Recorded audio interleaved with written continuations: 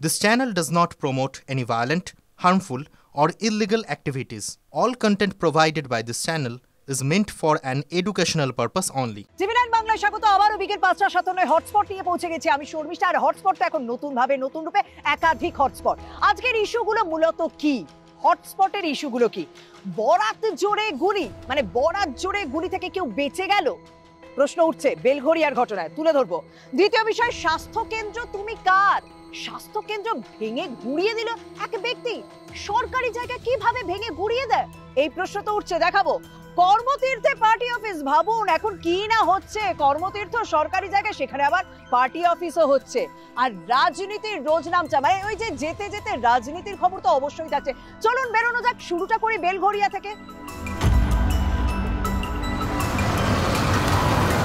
দেখুন, যখন বেলঘরিয়া এই মুহূর্তে হটস্পট এবং গত কয়েক বছর ধরেই হটস্পট, আর বিকাশ সিং এর উপর গুলি চালানোর ঘটনায় আবারও নতুন করে উত্তপ্ত হয়ে উঠেছে, রাজনৈতিক চাপানুতর চলছে। তাই বেলঘরিয়া বিভিন্ন জায়গায় ঘুরে তো আমাকে সেই প্রশ্নের তথ্য তালাশ করতে হবে যে এই গুলি চালানোর পেছনে আসল কারণটা কি। বেরোনো যাক। বেলঘরিয়া 29 নম্বর ওয়ার্ড, 4 নম্বর রেলগেটের ঠিক কাছে, পুরো ইন্ডাস্ট্রিয়াল বেল্ট এলাকা। বেলঘরিয়া বেশ কয়েক বছর ধরে হটস্পট, বললাম না হটস্পট, শনিবার থেকে এই এলাকাটাও। কারণ এই চায়ের দোকানেই তো গোলাগুলি চালানো হয় এবং সেখানে দুজন গুলিবিদ্ধ হন। হ্যাঁ, বিকাশ সিং, তিনি তৃণমূল কংগ্রেসের আইএনটিটিউসি নেতা। শনিবার রাত 8টা সাড়ে 8টা নাগাদ এই এলাকায় যথেষ্ট জমজমাট, এখানে দাঁড়িয়ে চা খাচ্ছিলেন, তখন বাইকে করে 3 জন আসে, 3 দুষ্কৃতী এসে 2 রাউন্ড গুলি চালায়। বিকাশ সিং সে গুলিবিদ্ধ হয়, তাকে তো বেসরকারি হাসপাতালে অস্ত্রোপচারের পর এখন কিছুটা হলেও স্থিতিশীল। আরো একজন গুরুতর জখম হন। কিন্তু এই যে গুলিটা কেন চললো, এই প্রশ্নের উত্তর যখন খুঁজতে বেরোলাম না, তখন কিন্তু দুটো তত্ত্ব উঠে আসে সামনে। ওই যে বললাম ইন্ডাস্ট্রিয়াল বেল্ট, মানে শিল্প তালুক এই জায়গাটা, এখানে টেক্সম্যাকো একটা রেল ইঞ্জিনিয়ারিং কোম্পানি রয়েছে, সেইখানে কাঁচামাল কে দেবে তা নিয়ে নাকি অশান্তি। তার পাশাপাশি কিন্তু ত্রিকোণ প্রেমেরও তত্ত্ব উঠে আসে, কারণ একটা মেয়েকে নিয়ে নাকি কোথাও একটা সমস্যা রয়েছে বিকাশ সিং এর সঙ্গে আরো একজনের, তার পরিচয়ও দেবো। দাদা, 8টা সাড়ে 8টার সময় এখানে লোকজন থাকে খুব একটা? লোকজন থাকে। সেদিন যখন গুলির আওয়াজটা পেলেন, মানে এই রাস্তা দিয়েই তো পালিয়ে যায় দুষ্কৃতীরা বাইকে চালিয়ে, কি দেখলেন বলুন তো? मैं तो यहाँ बैठा हुआ था तो बहुत मतलब क्विक रिएक्शन था, तो उतना जल्दी मतलब समझ में नहीं आया क्या हो रहा है। बट जैसे ही मैं मतलब आवाज सुना तो बाहर गया तो देखा वो आगे जाए तो विकास भैया, हाँ, और उसके पीछे 2 जन दौड़ के जा रहा था। বিকাশ কি হেঁটে যাচ্ছিল না বাইকেই যাচ্ছিল? हाँ, पैदल जा रहे थे। মানে ও দৌড়চ্ছে আর পেছনে কি ওরা বাইকে যাচ্ছিল? না না, ওরাও দৌড়ে, মানে একেবারে ছুটিয়ে গুলি করে। হ্যাঁ, মানে जा रहे थे तो उतना মুখ ঢাকা ছিল? না না, খোলাই ছিল। মুখ খোলা ছিল। 3 জন ছিল? 2 জন ছিল। 2 জনকে আপনি দেখেছেন তাই তো? হাতে গুলি চালাতে যাচ্ছে? না, হাতে বন্দুক তো নিয়েছিল, গুলি কোন চালায়। এইভাবে চোখের সামনে আগে এরকম কোনো ঘটনা দেখেছেন এখানে? না, এখানে মারপিট তো নরমাল হতেই থাকে নরমালি, কিন্তু গুলি এখন প্রথমবার। গুলি, এরপর ভয় লাগছে না কাজ করতে? ভয়, কাজ তো করতেই হবে, অনেকই ভয় আছে। ভয় তো লাগবে, কিন্তু কাজ করতে হবে। ওরা দোকান সিল করে দিয়েছে, ওদেরকেও তো কাজ করতে হবে। সেটাই।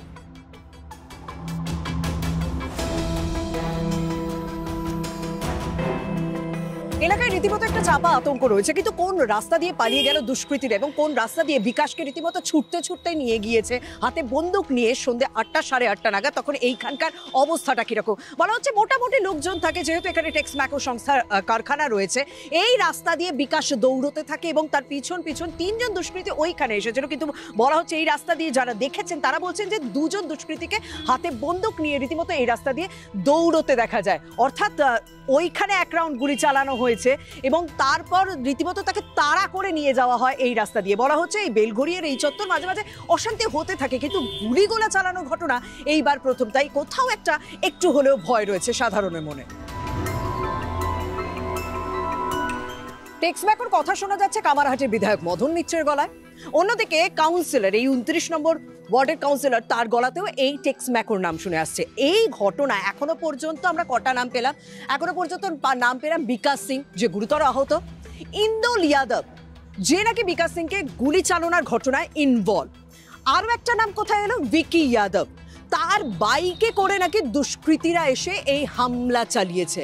এখন কেমন আছেন বিকাশ? अभी वही हालत है, हालत ठीक नहीं है। এখনো ঠিকঠাক নেই। আচ্ছা, বিকাশ কাজ কি করতো? টেক্সম্যাকো কাজ করে, ওয়ার্কার আছে, টেক্সম্যাকোর ওয়ার্কার, পার্মানেন্ট একেবারে সরাসরি। বিকাশকে গুলি চালালো কে বা কারা? ये सब जानी ना मैडम, खाली देख भैया बोलेছে কি এই আদমি মরেছে, ইন্দল যাদব নাম আছে, এই মানে বিকাশ এটা সরাসরি বলেছে ইন্দল যাদব মেরেছে। এদিকে ইন্দুলের মায়ের তরফ থেকে দাবি করা হচ্ছে যে ইন্দুল নাকি পাড়াতে 1 বছর ধরে আসেনি। সিসিটিভি ফুটেজ সব ধরা পড়েছে, পুলিশ সব এটা তদন্ত করেছে, সিসিটিভি ফুটেজে ধরা পড়েছে কে কে ছিল এটার মধ্যে, কে ছিল এখনো পর্যন্ত এটার মধ্যে এটা পুলিশ ভালো করে বলতে পারবে, সেটা তো আমরা বলতে মানে পারছি ইন্দুল যাদবের নামটা আপনারা পরিষ্কার হয়েছে। ইন্দুল যাদব আর পুলিশ বলেছে যে আরো কি আরো কোন ছেলে ছিল, 3 ছেলে ছিল তো, হ্যাঁ 2 হেলমেট পরে ছিল, আরেকটা পিছে বিনা হেলমেট ছিল। ওই বিনা হেলমেটেই কি ইন্দুল ছিল? আমাকে একটা কথা বলুন যে বিকাশের সঙ্গে ইন্দুলের কোনো সমস্যা চলছিল? समस्या नहीं, जब नया नया तृणमूल पार्टी आया था, निर्मला मैडम आई थी, उस समय में लड़की केस हुआ था, एक लड़की छेड़खानी का केस था, उसमें निर्मला मैडम उनको शास्ति दी थी उसको, इंदल यादव को। वही 2 झापड़ की मारा था भैया हमारा, वो पार्टी का ऑफिस में मारा था, बाहर में नहीं, ऐसे कोई अपना ऐसी नहीं था झमेला, फैमिली झमेला नहीं था हम लोग। अच्छा, वो पार्टी का जो झमेला था पार्टी भैया आगे वो हमला हुआ। हाँ भैया का खाली और हमला हुआ था तो कपार फटा था, 4 टका पड़ा था सागर दत्त में। और की बार जो लगा है गोली यहाँ से लग के यहाँ तक पूरा लगा है, 2 गोली लगा है। আচ্ছা, এবারে আমাকে বলুন যে বিকাশের সঙ্গে ভিকির কোনো রাগ বা কোনো অশান্তি? সব জানি না ম্যাডাম। এই ধরনের কি কোনো রকম বিষয় রয়েছে যে এই টেক্সম্যাকোতে কাঁচা মাল ডেলিভারি কে দেবে সেই নিয়ে কোনো রকম? ये सब জানি না। ওই সবে বিকাশ নেই, ওই সময় কে আছে তাহলে? ওই সব আমাদের কোনো ইনভলভ নেই। সে একটা পার্টির সঙ্গে ইনভলভ আছে। সে ওইখানে 1 বছর না 2 বছর আগে যা ঘটনা হয়েছে সেইটা নিয়ে ওর সঙ্গে রাগ মিটানো হয়েছে। মানে বলছে সাধারণ মানুষের নজর ঘোরানোর জন্য এখন টেক্সম্যাকো নাম দেওয়া হচ্ছে, কিন্তু এর পেছনে অন্য গল্প লুকিয়ে রয়েছে। তৃণমূলের শ্রমিক সংগঠনের নেতা বিকাশ সিং, তার উপর গুলি চালানো হলো। সেই ঘটনায় কয়েক ঘন্টা পর, মানে আমি বলবো তার পরের দিন থেকে টেক্সম্যাকোর নাম জুড়ে গেল, কারণ বিকাশ সিং টেক্সম্যাকোয় কাজ করে এবং বিধায়ক এবং এখানকার যে শ্রমিক নেত্রী রয়েছেন প্রত্যেকে কিন্তু টেক্সম্যাকোর নামটাকে জুড়ে দেওয়ার চেষ্টা করছেন। যদিও বিকাশের পরিবার থেকে বলা হচ্ছে যে সাধারণ মানুষের নজর ঘোরাতেই টেক্সম্যাকোর নাম দেওয়া হচ্ছে, কিন্তু টেক্সম্যাকোর নামটাকে জড়ানো হচ্ছে কিভাবে?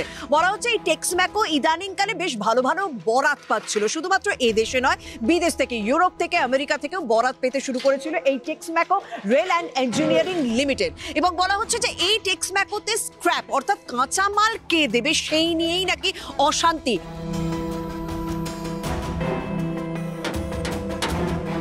ওই যে আগে ওকে মারধর করা হয়েছিল, তখন বিকাশই মারধর করেছিল এবং সেটা নির্মলা রাইয়ের কথাতেই হয়েছিল, তাই তো? হ্যাঁ, এটা কত সাল? 2024 দেখতে পাচ্ছি, এই যে জানুয়ারি, ফেব্রুয়ারি, মার্চ আমি দেখতে পাচ্ছি, এটা মার্চে। তারপরে বললো ওই এলাকাতে যেন না থাকতে পারে, তো এখানে থাকতো না, কেউকে জিজ্ঞেস করতে পারেন আপনি। হ্যাঁ, দেখতে গেলে তো 1 বছর নেই, মানে 1 বছর হতে চলল। রাজারহাট নিউ টাউনে হোটেলে কাজ করতে, ওখানেই থাকতো। এই জলের ট্যাঙ্কির কাছে ভিকি যাদবের জন্মদিন ছিল নাকি শনিবার, সেখানে নাকি ইন্দোল এসেছিল। এটা আমি জানি না, ওরা সাজিশ করে, ও আসছিল না, সাজিশ করে হোসকা যে ওকে দেখেছে।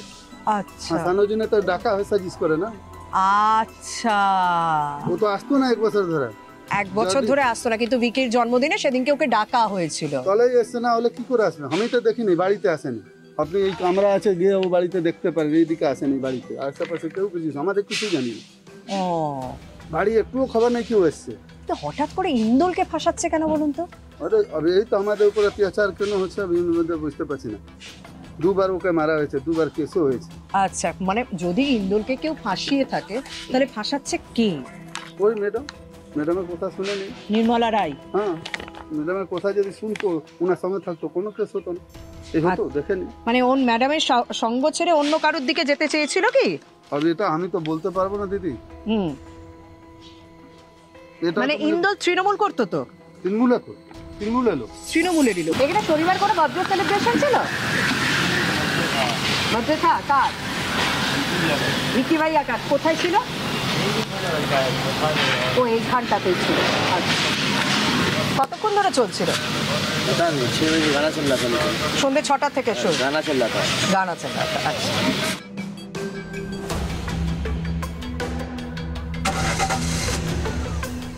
বেলঘরিয়া তৃণমূল নেতাকে গুলি করা নিয়ে রীতিমতো ধুমধুমার পরিস্থিতি এবং যা খবর পাওয়া যাচ্ছে যে এখানে টেক্সম্যাকো ইনভলভ না পুরনো কোনো শত্রুতা তা নিয়ে কিন্তু একটা প্রশ্ন উঠছে। তবে একটা কথা বলা যেতে পারে যে নতুন করে বেলঘরিয়া আবার হটস্পট হয়ে উঠেছে।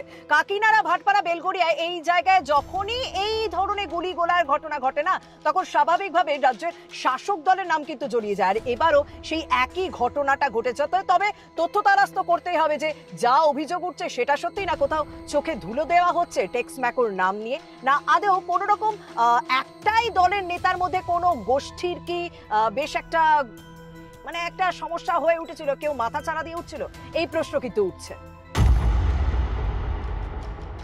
আচ্ছা, সরকারি জায়গা নিয়ে কি যা খুশি করা যায়? কারণ পশ্চিম মেদিনীপুরের দাসপুরের 1 নম্বর ব্লকের ধরমপুর এলাকায় তো সেরকমই অভিযোগ উঠছে। ব্যাপারটা হচ্ছে ধরমপুরের এই সরকারি জায়গায় না, ব্যাপারটা হচ্ছে সেখানে দুয়ারে সরকারের ক্যাম্প চলছিল, তার আগে উপস্বাস্থ্য কেন্দ্র ছিল, পোস্ট অফিস ছিল, কিন্তু হঠাৎ করে এক ব্যক্তি গিয়ে জোর করে দলবল নিয়ে গিয়ে সেই জায়গাটা পুরোপুরি ভেঙে দিল। সেইটা নিয়ে কিন্তু মানে ওই জায়গাটায় তার নাকি মালিকানা রয়েছে, যেটা এখনো পর্যন্ত আদালতে মামলাধীন রয়েছে। কিন্তু প্রশ্ন হচ্ছে আদালতের কোন রকম নির্দেশকে তোয়াক্কা না করে কিভাবে একজন ব্যক্তি ব্যক্তিগত নিজের ব্যক্তিগত সম্পত্তি বলে সরকারি জায়গা ভেঙে দিতে পারে, সরকারি জায়গা ভাঙচুর করতে পারে, সেই প্রশ্নটা উঠছে। তাই পশ্চিম মেদিনীপুরের দাসপুরের 1 নম্বর ব্লকের ধরমপুরে গিয়ে তার তথ্য তালাশ অবশ্যই করতে হবে। অক্ষয় দাস আজকে জোরপূর্বক ঘরটা ভাঙচুর করছিল, হচ্ছে বাপি হাঁসদার নেতৃত্বে কয়েকজন এসেছিল। আমরা যখন বাধা দিতে যাই তারা আমাদের গলায় হচ্ছে যে গ্রাম পঞ্চায়েতের সদস্য এবং গ্রাম পঞ্চায়েতের প্রধান, আমি নিজে উপস্থিত আছি, গলায় হেসোয়া ধরে।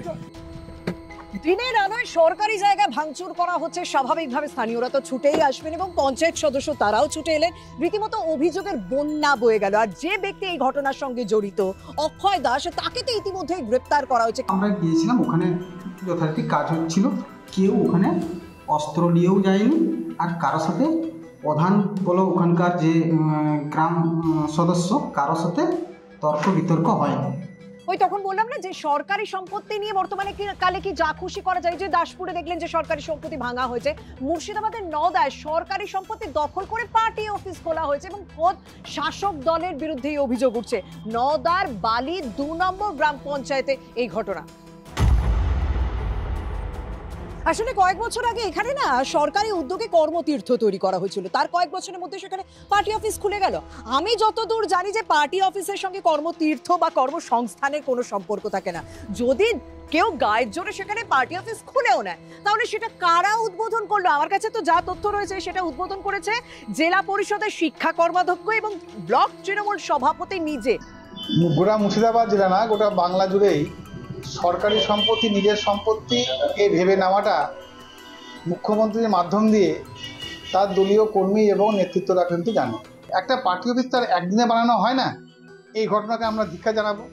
পাশাপাশি আমরা বলবো যে মুখ্যমন্ত্রীর শুধু বক্তব্যই সার হচ্ছে না, তার বক্তব্যগুলো তার দলীয় কর্মীরা মানছে। আর আমি হটস্পটে গিয়ে তো কোনো এক পক্ষের কথা তুলে ধরি না। যখন বিরোধীরা এই অভিযোগ করছে আর যাদের বিরুদ্ধে অভিযোগ শাসক দল, তাদের প্রতিক্রিয়াও নিয়েছি। দেখুন না তাদের যুক্তিটা কি। কর্মতীর্থ সরকারিভাবে ঘর দিয়েছে, সেই ঘর আমরা তার কাছ থেকে নিয়েছি, আমাদেরকে ভাড়ায় দিয়েছে, আবার কি। এবার যেতে যেতে রাজনীতি দুটো খবর আপনাদেরকে ঝট করে দিয়ে দিই, কারণ বিধানসভা আজকে তুমুল হই হট্টগোল। বিধানসভার বাজেট অধিবেশনের মাঝে বিজেপি বিধায়ক হিরণের বক্তব্য থামিয়ে দেন অধ্যক্ষ এবং জানিয়ে রীতিমতো বিজেপি বিধায়করা ওয়াকআউট করেন এবং বিক্ষোভ দেখাতে শুরু করেন। এবং তার মাঝে আরো একটা বিষয় দেখা যায়, কি বলুন তো, যে দীপক বর্মন, বিজেপি বিধায়ক দীপক বর্মন, তাকে সাসপেন্ড করা হয়। 2জন বিজেপি বিধায়ককে বের করে দেওয়া হয় বিধানসভা থেকে। তারপর বিধানসভার বাইরে রীতিমতো ক্ষোভ বিক্ষোভ, কাগজ ছিঁড়ে ক্ষোভ বিক্ষোভ দেখানো হয়। এক কথা রীতিমতো তুমুল হই হট্টগোল বাঁধে বিধানসভা ভেতরে। তারপর বিজেপি বিধায়ক মানে বিধানসভায় যখন তুমুল হই হট্টগোল চলছে তখন কিন্তু বিজেপি বিধায়ক তাপসী মণ্ডল, হলদিয়ার বিজেপি বিধায়ক তাপসী মণ্ডল, তিনি হঠাৎ করে দল বদল করলেন, ফুল পাল্টে ফেললেন। তৃণমূল কংগ্রেসে যোগ দিলেন পদ্ম ছেড়ে। যদিও এই দল বদল তার কাছে প্রথম নয়, কারণ এর আগে তিনি বাম শিবিরে ছিলেন, সেই বাম শিবির থেকে তিনি পদ্মে যোগ দিয়েছিলেন, সেই পদ্ম থেকে আজ তৃণমূলে যোগ দিলেন। বুঝতেই পারছেন পুরো বিষয়টাই 26-এর আগে খেলা শুরু হয়ে গিয়েছে বিভিন্ন রাজনৈতিক দলের মধ্যে। যাই হোক, আজ এখানে শেষ করছে হটস্পট। প্রত্যেকদিন নতুন রূপে নতুন ভাবে দেখুন। বিকেল 5:57 সঙ্গে থাকুন।